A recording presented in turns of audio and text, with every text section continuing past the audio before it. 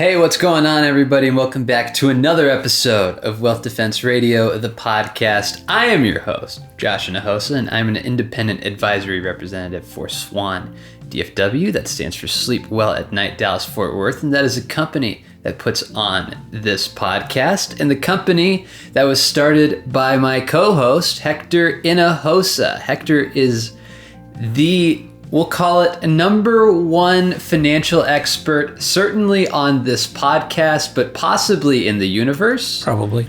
He is a certified financial planner, which is the top mark in our industry. And he has been doing this since 1993. That's correct. He started Swan a little over a decade ago at 2014, yeah. And so he has seen every single thing and more until he sees a new thing in this world. So, what are we talking about today? We're talking about the psychology of investing, and what you should be aware of. And the big one is it's much more painful to lose an amount of money. We'll call it $100. It's much more painful to lose $100 than the joy you get from making $100. And that's going to be kind of what we're going to be talking about today. Yeah, so that's kind of the basis of the whole episode. Yep. So if that sounds interesting to you. It sounds interesting to me. Yep. Send this to a friend, maybe, before we get into it. Like and subscribe if you guys are new. If you're on Spotify, rate us 5 stars. We have ways that you can contact us. Those will be in the description. If you have a question maybe that you'd like answered on a future podcast by two, we'll call us part-time podcasters, but full-time financial experts. That's right. Hit us up. That's right. So it's more painful to lose $100 than it is to make $100. That's right. Yeah. When you look at a statement and you're up, say $100 or $1,000 or $10,000 or $100,000, you go, hey, that's pretty good. But if you look at your statement and you're down 100 or down 1,000 or down 10,000 or down 100,000, you're going, oh my God, the world is ending. And now I have to find a very high building to go and possibly jump off. And it's just really interesting. So we wanted to talk about that because we have to know that. And we have to sometimes do the counterintuitive thing that our gut reaction is telling us to do. So why don't you talk about kind of the psychology of why is it that it's more painful to lose $100 than to make $100 on an investment or 1,000, whatever your unit of measurement is. Yeah, whatever, yeah. You know, I don't know why. I just know that it is. And it's true of just about everybody that I've ever met. Even people that know that we have a plan and this has been accounted for. It's still that first reaction when you open your statement or you get the deal. It's just sometimes it's a sucker punch. It's a gut punch, and you go, oof, losing. When you gain, you go, hey, that's pretty cool. When you lose, it's just so much harder. Yeah, and that's why we encourage people in down markets and stuff like that is, you know, for everybody, don't look at your don't look at your, we have electronic ways of getting into your accounts every day and looking at them every day. And that's a good way to go crazy because you're going to be a little bit happy when it's up and a lot sad when it's down. Yeah. So don't do that. Just do yourself a favor, be a friend to yourself, and just know that the market will take care of you over the long haul. Yeah. I think the tendency when you look and see like, oh man, my account is down $1,000, call it, or whatever, is to freak out and try to overcorrect. And I think we talked about traders back in the day used to get sent home. Yeah. So the guy worked at a brokerage house where they had traders, and if the trader, it's really interesting. If the trader was up in the morning, and these are brokers, these are people that are not long-term investors. These are very short-term, trying to make as much money. Probably for a house account, not even for individuals. The guys that were up in the morning wanted to lock in their wins, and they would go home in the afternoon, take the day off, and I've locked in a win today, so we're good. What was interesting, and so you think, yeah, that makes sense. But what was interesting is the guys that were down at lunch, most of them were sent home. Because once you get down, to your point, they start making wild bets and trying to to double up on the losses so they can get back, and that's a recipe for more losses. And so while the early traders that had gains went and had a great afternoon, the traders that were at a loss were sent home saying, we don't want you anywhere near this because you're going to make really dumb mistakes. And that goes to gambling. You know, the reason people get into such big gambling, bad situations is they'll lose. Say they're playing blackjack, they'll lose and go, I'll win the next one, so I'm going to double the bet. And they lose again and say, now I know I'm due, right? Mm-hmm. The number's on my side. The odds will finally catch up. I'm going to double. And you keep doing that, and then all of a sudden you realize, what do you mean I'm down that much money? So you just have to be careful in when you start losing. So yeah, I thought that broker story was really interesting. I think too, another, like if you ever watch football, then you're watching, let's not put a name on a team, but maybe the Cowboys. Maybe. And they're down. Are they still playing? Did they trade everybody? Yeah, maybe. You know, they're down, call it 21 points with 10 minutes left, and their quarterback is like, we gotta make push it up right now. here. Yeah. So they're just launching the ball over the place, and you know it tends to get intercepted, and then you're down 28, 35, and it just continues to spiral. So and then we've all seen that happen if you've watched any amount of any sport. That's because right. There's a version of that in golf and in baseball and tennis and cricket and soccer and bowling and any sport that you've ever watched. You're exactly right. It's happened. It's not a good thing. And the other interesting thing kind of ties to that is, let's say that it's just funny how our mind works. You buy a stock at $100. You're going, okay, God, I liked it. It was a good stock. I'm going to buy it at $100. That's good. It races to $200, and then it backs off to $150. Traditional thinking would say, well, you're up $50. You should be really happy. Mm-hmm. But most people would tell you, no, I'm down $50 because I could have sold it at $200 and been up even further. So if you're not careful, even when you're winning, you think you're losing. Mm-hmm. Yeah. So there's... it's all about how you look at things, really. It's all about perspective. You're exactly right. And and it's just funny when I heard that, I thought, he's right. We tend not to look how it really is, but we tend to look to how it could have been. Mm. That's not good for investing. It's not good for life, but it's not good for investing.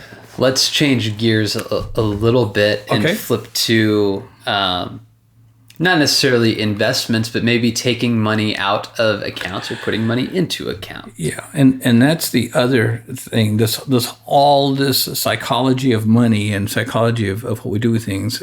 I've seen people have, like, say, an IRA account or a savings account that they're saving for a rainy day, and they try real hard not to tap that money. They want to leave that money, and they're trying to figure out. And when we finally decide, or they finally decide, yeah, I need to take a little money out of that, they wrestle with it, and it's and once they do it, something happens where the pain is gone, and now to take the second amount of money and the third is just easier. It's like they've overcome this dam, and now we're in a free fall. And that's the other time you have to be careful, is because I've seen people where we've had a tremendous amount of money, wrestled with the first withdrawal, and then she decided that she needed to make this investment, and once that happened, the account was drained, and it was a big sum of money, and it didn't take very long to get it all out. There was just no stopping it. Once the avalanche started, she couldn't break it, she couldn't stop it. So yeah, you just need to be real, real careful once you start taking money out, because it just becomes hard to stop. So it's good to have a check, an accountability person, maybe a financial planner or advisor that you can call and say, hey, what do you think? And then when they tell you it's a bad idea, don't fire them. Listen to them. That's an important part. Yeah. On the flip side of that, when we tell people as they're starting to put money into, say, a Roth IRA, young in life, and they start putting, call it 50 or $100 a month into this account, we say it's going to be hard for the first bit because you're going to notice that your paycheck is a little bit smaller, and then by the second paycheck you kind of notice it, but it's not as noticeable, and by the third one you've fully adjusted, and that pain, like, you don't notice it anymore. It's no longer difficult for you to put money into. That's right. So it's always like, it's just the way that you look at things. Well, there's a rule, another psychology of money rule in America, and it goes something like this. To be a good American, you have to spend 100% of your net take-home pay. And we do, as Americans, we do that very well. Our savings rates are not real big. But it's what you just said is, I've known this for 30, almost 30 years, that if you take the money out of your before you get to your bank, it'll take you about 69 days to adjust your spending. You'll still be spending 100% of your take-home pay, but now you've put some money away for your future, and your future self will be very, very happy with you. Yep. You can be friends with it. Which is a great thing. The reason I wanted to do this is that historically, September is a month where we have a rocky move in the market. There'll be some ups and downs, and maybe some bigger downs. A 5% pullback right here would not surprise me, or even a 10%. But the whole thing here is not to panic, to understand that when you look at your statement, it's going to affect you more losing that $100 or whatever than the joy you had by making it. But the whole thing is, don't panic, and don't make a decision on what you're going to do in that panic mode, because that's when you can really hurt yourself. And we've seen it here even in the last year, where people have panicked at exactly the wrong time over our objections and have sold out of the market and sold out at exactly the wrong time and missed a big comeback. But so don't do that. Don't do that. Remember, if you have a good plan, you're fine. Your plan should take into account those days that you lose $100 on an investment, or $1,000 or more, or 10,000, or even depending on how much you have. Yeah, and that's an excellent point. Don't forget you have a plan, and don't let the daily moves affect you negatively, or even positively. I think I've told this before, is trying to understand how options worked. When you were small in South Texas, I bought an options contract for $1,000, and in 4 days doubled it. I thought, I'm going to be retired here in 5 years. That was the most expensive $1,000 I ever made, because I could never reproduce it. But I had that feeling of invincibility because I'd made a bet and I wanted to keep doing it. Don't do that either. Yeah. So remember, you have a plan. You have a plan. You should have a plan. If you don't have a plan, get a plan. Yeah, and we happen to do that. Yes. We have a couple of different ways that you can contact us that Hector's actually going to give you right now. That's right. You can email us. You can like us. You can call us. And now Josh is going to give you exactly how to do that. And yeah, the first way is via email address. Like he said, that's info@swandfw.net. Again, that's info@swandfw.net. That'll be in the description, as will our phone number, and that is 888-SWAN-DFW or 888-792-6339. All of those will be in the description wherever it is you're watching or listening.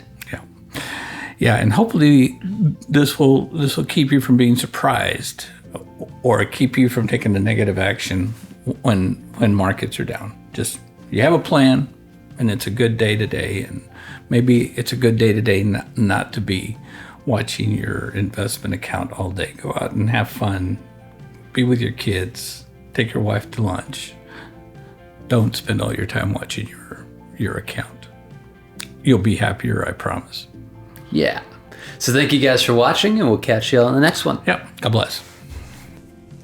The preceding content is informational only and based on information available when created. It is not an offer or solicitation, nor is it tax or legal advice. It does not consider your financial circumstances and objectives and may not be suitable for you.